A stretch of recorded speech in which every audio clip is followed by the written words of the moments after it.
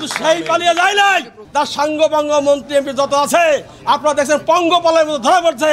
কেউ বুড়িগঙ্গা ধরা পড়তেছে, কেউ কালীগঞ্জে ধরা পড়ছে, কেউ সীমান্ত এলাকা ধরা পড়ছে।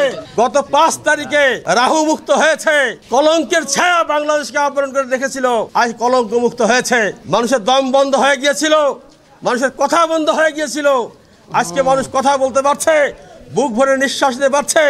বিশেষ করে আমার গোপালগঞ্জের বিএনপি এবং অঙ্গ সংগঠনের যে নেতাকর্মীরা আছেন, তারা যে দুঃসহ যন্ত্রণা ছিলেন সেটা আমরা সকলেই ভালো জানি।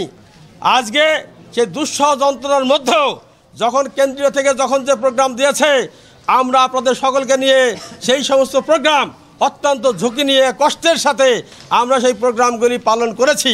তার অনেক কর্মসূচি আমরা এই ক্যাম্পাসে পালন করেছি, আমাদের নেতৃবৃন্দ তাদের সহযোগিতা করেছেন। জেল দিয়ে অন্তরীণ করেছিল, আজকে সে কাপুরুষের মতো, চোরের মতো দেশ থেকে পালিয়ে গিয়েছে। শুধু সেই পালিয়ে যায় নাই, তার সাঙ্গপাঙ্গ মন্ত্রী এমপি যত আছে আপনারা দেখছেন পঙ্গপালের মতো ধরা পড়ছে। কেউ বুড়িগঙ্গা ধরা পড়তেছে, কেউ কালীগঞ্জে ধরা পড়ছে, কেউ সীমান্ত এলাকা ধরা পড়ছে।